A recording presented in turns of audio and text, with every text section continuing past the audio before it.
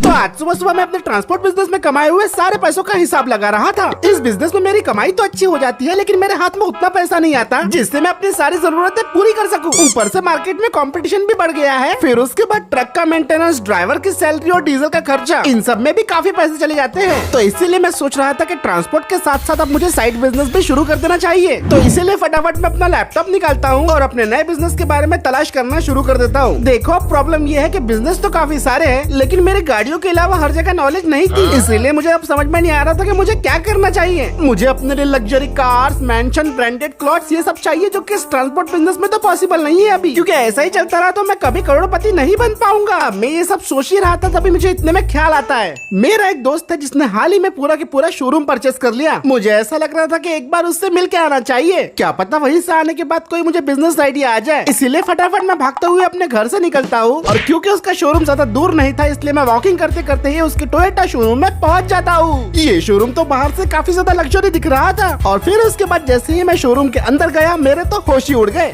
Showroom जितना बाहर से खूबसूरत था, उससे कई गुना ज्यादा उसका इंटीरियर बेटर था। ऊपर से यहाँ पे छोटी मोटी गाड़ियाँ नहीं, यहाँ पे तो फॉर्च्यूनर, इनोवा जैसे गाड़ियों में डील हो रही थी। और सुबह सुबह का वक्त था, तो अभी अभी शोरूम ओपन किया गया था। तो अब मैं शोरूम के मैनेजर यानी कि मेरे दोस्त के पास जाने लगता हूँ, और उसके पास पहुँच के मैं उसे बोलने लगता हूँ, और भाई क्या हालचाल, मस्त शोरूम ले लिया तूने तो। अरे मूसा भाई, कैसे आना हुआ इधर? लगता है कोई गाड़ी लेने आया हो मियाँ। अरे नहीं भाई, कहाँ अभी, बस मैं यहाँ से गुजर रहा था तो सोचा कि तेरा शोरूम देख लूं। क्या बात है भाई, क्या बात है, तू तो आजकल करोड़ों में छाप रहा होगा। अरे मियाँ, तुमने करोड़ तो बहुत बड़ी बात कर दी। क्या भाई, 70-80 लाख तो महीना कमाई रहा होगा तू। 70-80 लाख? अरे कौन से जमाने में जी रहे मियाँ? एक फॉर्च्यूनर बिकती तो मेरे को 50,000 रुपए मिलते। क्या सच्ची में? मैं नहीं मानता यार, इतना बड़ा शोरूम ऐसे ले लिया तूने कुछ भी। क्या भाई, तो अब मेरे से बातें छुपाने लग गया। कसम से मियाँ, हम डीलरशिप वालों का इतना ही मार्जिन होता है और बाकी सब तो मेंटेनेंस में चल जाता मियाँ। भाई मुझे इस बात का तो कोई अंदाजा ही नहीं था, क्योंकि मैं भी इन दिनों साइड बिजनेस के तौर पर डीलरशिप खोलने का प्लान कर रहा था। अगर ऐसी बात है मियाँ, तो मैं इसमें तुम्हारी मदद करूंगा।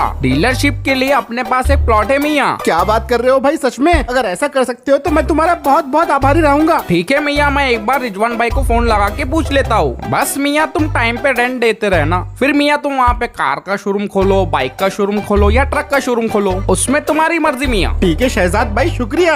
तुम्हारा ये एहसान मैं जिंदगी भर नहीं भूलूंगा यार। अरे मियाँ, तुम भी कैसे बातें कर रहे, रेंट तो लूंगा ही मैं। चलो भाई, फिर मिलते हैं। और इतना बोलने के बाद मैं शहजाद भाई के कार शोरूम से निकल पड़ता हूँ। यहाँ पे आना तो मेरे लिए फायदा का सौदा हो गया। मुझे लिटरली अपनी डीलरशिप के लिए एक नई जगह मिल गई थी, और मैं भी अपना डीलरशिप का बिजनेस ओपन करने वाला था। तो अब मैं अपनी गाड़ी में बैठ के सीधा निकल पड़ा था उस डीलरशिप वाले प्लॉट को देखने के लिए। ये प्लॉट सिटी के आउटसाइड जरूर था, लेकिन अच्छी बात ये थी कि इसके दोनों तरफ मेन रोड था, जिसकी वजह से इस प्लॉट के आसपास अच्छी खासी पब्लिक आती जाती रहती है। और साथ ही मैं ये बात सोच रहा था कि मैं डीलरशिप ओपन करूँ तो करूँ किसकी, कार्स, बाइक्स, ट्रक्स या फिर ट्रैक्टर्स। इस सब में तो मैं ऑलरेडी काफी ज्यादा कंफ्यूज हो चुका था, और यही सब सोचते सोचते आखिरकार मैं अपनी स्कॉर्पियो को लेके पहुंच जाता हूँ उसी प्लॉट पे जहाँ पे मुझे डीलरशिप ओपन करनी थी। वहाँ पहुँच के सबसे पहले तो अपनी गाड़ी को पार्क करता हूँ और चेक करने लगता हूँ कि अब यहाँ पे असल में क्या किया जा सकता है। एरिया तो अच्छा खासा बड़ा था, लेकिन फिलहाल तो ये डीलरशिप के लायक बिल्कुल भी नहीं दिख रहा था। ये तो लिटरली पूरा खाली ग्राउंड था, और अगर यहाँ पे मैंने नया डीलरशिप बनाया तो उसमें लिटरली पूरा साल लग जाएगा, प्लस उसमें खर्चा भी बहुत सारा हो जाएगा। लेकिन फिर तभी मेरे दिमाग में आता है कि अगर शुरुआत करना है तो छोटे से शुरुआत करो, बाद में बड़ा बन जाएंगे। और क्योंकि मेरी ऑलरेडी ट्रक ट्रांसपोर्ट कंपनी है, तो मैं फटाफट फोन करता हूँ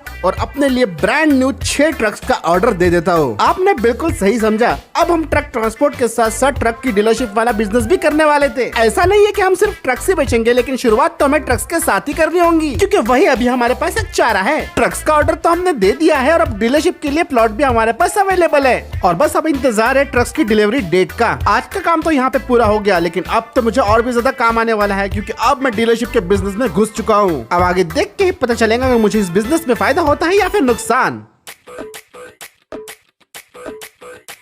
तो फाइनली वो दिन आ गया था कि हमारे सारे के सारे ट्रक्स की डिलीवरी हो गई थी, और हमने जो ट्रक्स को मंगवाया था वो आज से पहले हमने कभी भी इस्तेमाल नहीं किए। ये ब्रांड न्यू ट्रक्स और कोई नहीं बल्कि ये थे HR Pro 6016, जिसके वेरिएंट्स में शामिल था एक फ्लैटबेड ट्रक, एक कार्गो ट्रक, एक कंटेनर ट्रक, एक रेफ्रिजरेटर ट्रक और एक कोल्ड स्टोरेज ट्रक, यानी हर काम के लिए, हर जरूरत के लिए हमारी डीलरशिप में ट्रक अवेलेबल रहने वाला था। ये प्रो 6016 मॉडल काफी ज्यादा शानदार, रिलायबल है और इसका इंटीरियर भी काफी ज्यादा बेहतरीन होने वाला था। पावर और मजबूती का बेहतरीन कॉम्बिनेशन हमें इन ट्रक्स में मिलता है और मुझे इस बात की 100% उम्मीद थी कि ये ट्रक सोल्ड आउट जरूर होंगे। और बस डीलरशिप में ले जाने से पहले हमारे मैनेजर से कुछ बातें शुरू थी। सर, हमने सारे ट्रक का इंस्पेक्शन कर लिया है, अभी तक कोई दिक्कत नहीं आई है। क्या मतलब अभी तक कोई दिक्कत नहीं आई? बाद में दिक्कत आ सकती है क्या? देखो लाला भाई, आज हमारे डीलरशिप का पहला दिन है तो कोई भी दिक्कत नहीं होनी चाहिए, समझ रहे हो ना? ये तुम्हारी जिम्मेदारी है। अरे मूसा भाई, आप फिक्र मत करो, मैंने सब संभाल लिया है। और भाई ड्राइवर्स का क्या हुआ? मैंने कहा था शोरूम तक ले जाने के लिए हमें ड्राइवर्स लगेंगे ट्रक को। अरे उसकी फिक्र मत करो भैया, मैं लेके आया नागपुर के भुट्टे, सब अपने जैसी चे।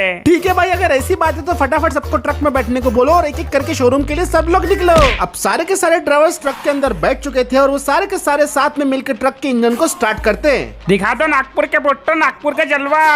और बस इसी के साथ हमारे सारे के सारे ट्रक्स डीलरशिप की तरफ निकल पड़ते हैं। और जिस तरीके से इन ट्रक्स को मैंने चलते हुए देखा तो मैं समझ गया था कि आयशर के ट्रक्स को लेकर मैंने बिल्कुल भी गलती नहीं की। ये सुपर फैंटास्टिक ट्रक्स थे। अब सारे के सारे ट्रक्स तो निकल गए थे डीलरशिप के लिए, लेकिन मुझे भी निकलना पड़ेगा क्योंकि ऑब्वियसली डीलरशिप का मैनेजर तो मैं ही हूँ। तो इसीलिए फटाफट मैं अपनी गाड़ी के अंदर बैठता हूँ, उसे स्टार्ट करता हूँ और गाड़ी को घुमा के वहाँ से निकल पड़ता हूँ सीधा अपनी डीलरशिप की तरफ। और फाइनली अब मैं डीलरशिप में पहुंच गया था। सारे के सारे ट्रक्स को ड्राइवर ने बढ़िया तरीके से डिस्प्ले पे लगा दिया था और यहाँ पे मैं कोल्ड कॉफी पीते हुए कस्टमर्स का इंतजार किया जा रहा था। फिलहाल तो मैंने उद्घाटन या ओपनिंग सेरेमनी जैसी कोई भी चीज नहीं की, इसीलिए पहले 2 घंटे तो पब्लिक लिटरली ना के बराबर थी और मैं भी खड़े खड़े लिटरली पूरी तरीके से बोर हो चुका था। एक टाइम पे मुझे ये ख्याल भी आया कि ये मेरा बिजनेस शुरू होने से पहले ही तो खत्म नहीं हो गया, लेकिन फिर भी कोल्ड कॉफी पीते हुए मैं अपने दिमाग को ठंडा रखने की कोशिश कर रहा था क्योंकि ये बिजनेस है और इसमें टाइम तो लगेगा ही। लेकिन मेरे इस बिजनेस में ज्यादा टाइम बिल्कुल भी नहीं लगा क्योंकि दोपहर के बाद से फिर मुझे थोड़ी थोड़ी पब्लिक दिखना शुरू हो जाती है। ये कौन सा मॉडल है? समझ में नहीं आ रहा यार। ओए, मुझे भी ये लेना है। साल नया शोरूम है क्या यार। इस पे लोन हो जाएगा? अरे ट्रांसपोर्ट वाले भी शोरूम खोलने लग गए। अपने अच्छी सामने बात एक्सपोर्ट है। दिखा लेना भाई, अपने लिए काम में हो जाएगा यार। क्या बजाज फाइनेंस अवेलेबल है? एक बार कस्टमर आने लग गए, फिर उसके बाद मुझे ऑर्डर आने भी शुरू हो गए थे। जी बोलिए सर, आपको कौन सा ट्रक चाहिए? एचर के सारे वैरायटी के ट्रक मिल जाएंगे सर आपको। ओए, मेरी आइसक्रीम की दुकान है, मुझे रेफ्रिजरेटर वाला चाहिए। हाँ जी सर, कोल्ड स्टोरेज वाला ट्रक हमारे पास अवेलेबल है, आप जल्दी से बुक कर दीजिए। अरे मैं जू का मालिक हूँ, हमें जानवर इधर से उधर ले जाने के लिए ट्रक चाहिए, क्या मिल जाएगा? जी सर, आपके लिए तो कार्गो वाला ट्रक बेस्ट रहेगा, कहिए तो सर मैं आपके लिए बुक करवा दूं। अरे बुक कराए मेरा दुश्मन, मैं तो कैश दे के लेके जाना आया हूँ। अरे वाह सर जी, क्या बात है। और वैसे हम ऑन कैश पे डिस्काउंट भी देते हैं। ज्यादा अंग्रेजी मत झाड़। भाई, अगर मैं 10 लाख रुपए दूं तो इस पर फाइनेंस हो जाएगा क्या? सर फाइनेंस तो हम करा देंगे, लेकिन उसके लिए आपका सिविल स्कोर अच्छा होना चाहिए। मेरे सिविल पे मत जा, मेरा बाप सरकारी नौकरी वाला है। सर आप तो 1 लाख रुपए भी देके ले जा सकते हैं, आपका तो कोई टेंशन ही नहीं है। अगर ऐसी बात है तो मैं 2 लेके जाऊंगा। अरे ओ भाया, मैं और मेरा भाई ट्रक लेना चाहते हैं, पर मेरे भाई के पास लाइसेंस नहीं है, इससे कुछ होगा क्या? वो ट्रक लेने के लिए लाइसेंस जरूरी रखता क्या? भाई ट्रक लेने के लिए तो नहीं, लेकिन ट्रक चलाने के लिए लाइसेंस जरूर लगेगा। बिना लाइसेंस के चलाते हुए पकड़े गए तो गाड़ी सीज हो जाएंगी, मैं पहले बोल दे रहा हूँ। तो भाया, मेरे भाई का लाइसेंस बना दो। भाई वो सब काम मैं नहीं करता, मैं तो बस ट्रक का डीलरशिप ओन करता हूँ। ये का बकरा है मत।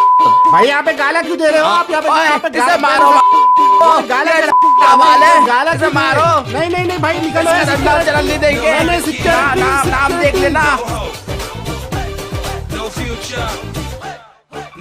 चलो आज का दिन थोड़ा सा हेक्टिक रहा, लेकिन फाइनली शाम होते होते मैंने अच्छा खासा पैसा कमा लिया था। यकीन करना तो मुश्किल था, लेकिन ट्रांसपोर्ट बिजनेस के मुकाबले मैंने यहाँ पे थोड़ा ज्यादा पैसा कमा लिया था। और लोग अगर इसी तरीके से मेरे पास से ट्रक्स खरीदते रहे तो मैं तो माला माल बन जाऊंगा। मुझे तो लगता है कि अब ट्रांसपोर्ट के साथ साथ मुझे डीलरशिप वाला बिजनेस भी शुरू रखना ही चाहिए। और अब मेरे दिमाग में आ गया था कि मैं ट्रक्स के साथ साथ कार्स, बाइक्स, ट्रैक्टर्स और भी चीजों का डीलरशिप खोलूंगा। तो बस इसी के साथ आज का वीडियो दोस्तों यहीं पे खत्म करते हैं। उम्मीद है ये वीडियो आपको पसंद आया होगा।